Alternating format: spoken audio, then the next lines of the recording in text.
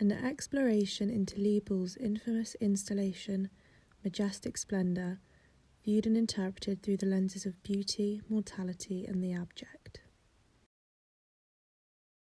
Lee Bul is a practicing contemporary artist based in Seoul, South Korea. Initially a performance artist, her work questions notions of gender, beauty, and the female body. Towards the end of the 1980s, she progressed onto more sculptural and installation work, after feeling that the audience had become too desensitized to the messages she was trying to convey in her performances. Born in 1964 and growing up during a turbulent time in South Korean history under the oppressive authoritarian regime and military dictatorship of Park Chung-hee, Bul's life and work have been greatly influenced and shaped by her childhood experiences that have arguably forged the utopian undertone of her work. During an episode of Bloomberg's Brilliant Ideas, Bul spoke of how, as a young woman, she felt the only way to survive such oppressive censorship of ideology was through artistic expression. Bul's mother was a political dissident, and the family were forced to live as fugitives, constantly on the move and never settling. As a result, Bul's mother was forced to work from home. In an interview with Stephanie Rosenthal, previous chief curator of the Hayward Gallery, Bul discusses her mother's work. She beaded bags and knitted clothes. I grew up watching middle-aged women producing such work. I half-jokingly say that I owe my sense of colour and texture to those times. I use beads in my work because of such memories. People are quick to associate them with decoration or luxury goods. For me, they represent hard labour. And it was from this childhood experience that Lee Bul was led to create arguably her most famous piece of work, Majestic Splendor. First exhibited in Seoul in 1991, Majestic Splendor is a recurring sculptural installation comprising a series of dead fish, each embellished with beads, sequins and jewels, sitting in small plastic Ziploc bags and pinned to the wall in a grid. In 1997, the installation was exhibited as part of the Project series at the Museum of Modern Art in New York. However, shortly after its opening, the gallery was forced to close the exhibition due to the revolting smell caused by the slowly rotting fish. Andrea Giarodi writes that the stench was so overpowering it made the museum's guards physically ill, and so far-reaching that it wafted up to the restaurant.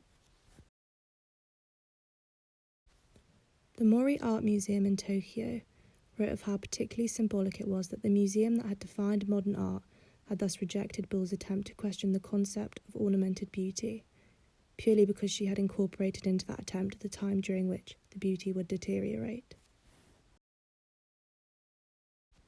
The work underlines the compelling tension between beauty and decay, values that have been consistently opposed to one another throughout the infinite history of art and literature. Through the use of jewels, sequins and beads, Majestic Splendor forces us to consider ideas of feminine desirability, sexuality and vanity, whilst also pungently reminding us of the fleeting and fragile nature of physical beauty, all of which is viewed through a lens of disgust and repulsion. Bul also interjected an element of social reality into the work.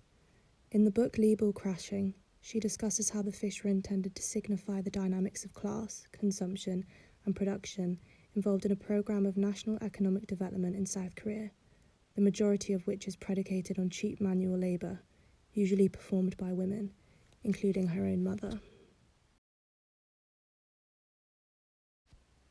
Similar to the imagery portrayed in the 16th and 17th century still-life paintings of the Dutch Golden Age, Majestic Splendor serves as a real-time memento mori, which translates into remember that you must die.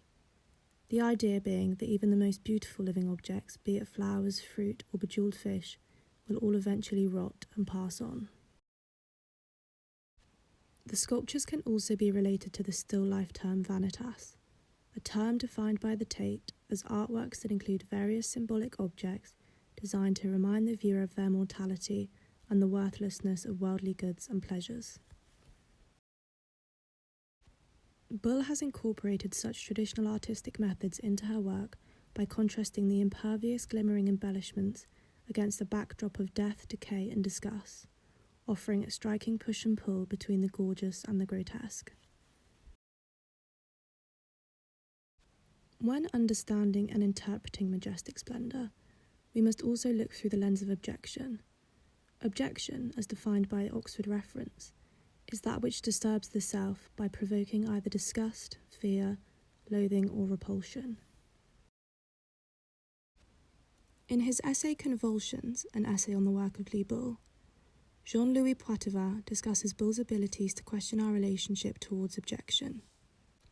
He writes, "Majestic Splendor homes in on the intimate disgust we feel for nature, a disgust we are prepared to give up so that we can continue to claim legitimacy for the combat against those transformations of the world which take us ever further away from our immediate past in the name of nature or, more often, a purely fantastical naturality." Poitevin questions the complex and paradoxical thoughts we feel towards the natural world, as well as the processes that occur within it, processes that happen to all of us, whether the audience or the embellished fish. We all eventually decay and succumb to death. And yet modern society forces us to look the other way, to refuse acknowledgement and reject the constantly approaching inevitability of mortality. These ideas of social conformity are also present in the work of Julia Kristeva, specifically her book Powers of Horror, an essay on objection. Kristeva describes the abject as that which perturbs an identity, a system, an order, that which does not respect limits, places, or rules. It is the in-between, the ambiguous, the mixed. Bul emphasizes such values in Majestic Splendor. Unlike most of the artwork exhibited in the Museum of Modern Art, the fish refuse to conform to the socially acceptable and formal conditions of the gallery, eventually rotting and leaving viewers repulsed. Unsurprisingly, the gallery swiftly responded to such discontent, closing the exhibition before it had hardly even begun, and thus rejecting the abject. Poitevin further writes of how through a concrete confrontation with rottenness, Bul reminds us that nature is life and death, proliferation and putrefaction, desire and violence, that is to say everything only order, calm and beauty, everything only the fantasy of a peaceful world. Such Freudian ideals force us to compare Majestic Splendor to the work of former young British artist Sarah Lucas, in particular her installation piece Beyond the Pleasure Principle, which shares the same title as Sigmund Freud's 1920 essay. With connotations of feminine desirability and sexuality, as well as exploring the relationship between life and death, Lucas's work shares many underlying similarities to the work of her fellow contemporary, Lee Bul. Bul has continued to question and challenge society's conceptions of physical beauty over the years, most recently in her Cyborg series. These floating porcelain and silicon sculptures depict the female body, each one missing limbs and fixed in an elevated position, much like the classical Renaissance sculptures of Michelangelo, arguably a nod to our shifting ideals of beauty and imperfection. 30 years on from the first exhibition of Majestic Splendor, the installation continues to play a vital part in offering an understanding into the roles of beauty, mortality, and objection in the contemporary art world.